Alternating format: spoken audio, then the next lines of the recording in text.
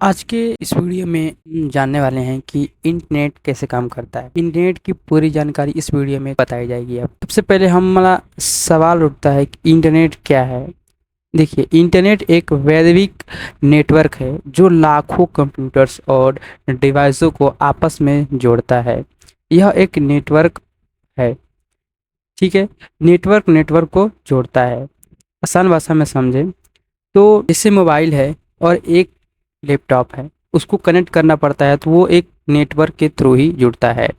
ठीक है, सिंपल भाषा में जैसे ब्लूटूथ से या फिर क्विक शेयर से हम किसी भी डाटा को शेयर करते हैं तो वो नेटवर्क के जरिए आता है। ठीक है, अब इसमें जानते हैं कि जिसमें दुनिया भर में सर्वर, डेटा सेंटर, मोबाइल और कंप्यूटर जुड़े होते हैं। अब हम बात करने वाले हैं इंटरनेट कैसे काम करता है, स्टेप बाय स्टेप डिटेल में बताएंगे।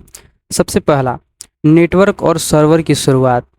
जब भी आप अपने मोबाइल या कंप्यूटर से इंटरनेट चलाते हैं तो आप किसी नेटवर्क, वाईफाई, मोबाइल नेटवर्क या फिर ब्रॉडबैंड्स या फिर फाइबर राउटर होते हैं से उससे सारे चीज़ नेटवर्क से जुड़े होते हैं, जिसको हम आसान भाषा में आईएसपी कहते हैं, यानी कि इंटरनेट सर्विस प्रोवाइडर से जुड़े होते हैं।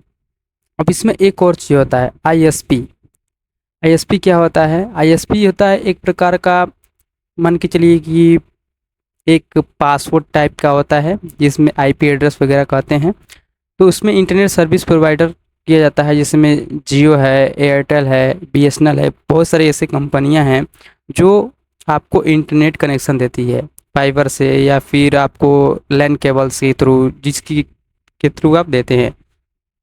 अब इसमें दूसरा स्टेप आता है आईपी एड्रेस। अब ये आईपी एड्रेस क्या है? तो आईपी एड्रेस की पहचान होती है हर डिवाइस का एक IP address internet protocol address की तरह होता है, जैसे आपके घर का पता होता है। ठीक, एग्जाम्पल के लिए जैसे आपको घर के जाने के लिए आपका कोई लोकेशन तो होगा, आसपास लैंडमार्क होता है जिसकी वजह से लोग को लोकेशन बताया जाता है आसपास का, तो उसकी वजह से लोग वहाँ पे जा पाते हैं। सिम वैसे ही ये कंप्यूटर डिवाइस का है आईपी एड्रेस होता है। ठीक, जब आप इंटरनेट पर कुछ सर्च करते हैं तो आपका आईपी एड्रेस जो है उस रिस्टेक्स को आगे भेजता है, जैसे कि मतलब उस सर्वर को आगे भेजता है ताकि आईपी एड्रेस से उस चीज़ को आप सर्च कर पाओ, देख पाओ कि इसका रिजल्ट क्या है। अब इसमें तीसरा स्टेप एक आता है डीएनएस, यानी कि डोमिनेंस सिस्टम। अब ये डोमिनेंस सिस्टम क्या है कि वेबसाइट का असली नाम। ठीक, अब देखिए होस्टिंगर पर या फिर बहुत सारे ऐसे वेबसाइट हैं जिन पे आप अपने देखा होगा कि हम वेबसाइट का नाम जैसे www.com, ठीक, www.com या फिर winfo.com, www.google.com, www.gov.in, gov.com, इस प्रकार के वेबसाइट आपको देखने को मिलते हैं गूगल पर। लेकिन कंप्यूटर में आईपी एड्रेस में समझाना ये है, डोमेन नेम को आईपी एड्रेस में बदलना होता है। अब देखिए, जब हम गूगल पर कोई चीज़ सर्च करते हैं तो वो हमको लगता है कि हमने जो सर्च किया है वो तुरंत ही रिजल्ट उसका मिल जाता है। नहीं, वो डोमेन नेम जो है वो क्या करता है कि एक आईपी एड्रेस, यानी कि एक भाषा में, जैसे कुछ एग्जांपल यहाँ पे स्क्रीन पर दिख रहे होंगे, जैसे 12 करके या फिर पॉइंट लगाकर 250.198.78, ये एक आईपी एड्रेस होता है जो कंप्यूटर सिस्टम में उपलब्ध होता है, यानी कि आपके मोबाइल में भी उपलब्ध होता है। डीएनएस एक तरह से फोन बुक है जो नाम को नंबर में बदल देता है, उसे हम डीएनएस कहते हैं। अब चौथा बात ये आता है कि डाटा ट्रांसफ़र, पैकेट्स के जरिए जानकारी भेजना।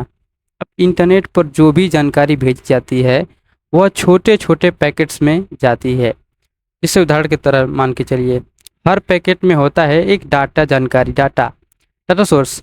अब ये डाटा सोर्स क्या होता है? जैसे मान लीजिए कि हम एक फ़ाइल में किसी इमेज को रखे हैं, बहुत सारे इमेज रखे हैं या फिर बहुत सारे वीडियो भेज रहते हैं, अगर उसको एक साथ कहीं भेजना होता है तो हम व्हाट्सएप पे या फिर इंस्टाग्राम पे, फेसबुक पे पोस्ट करते हैं।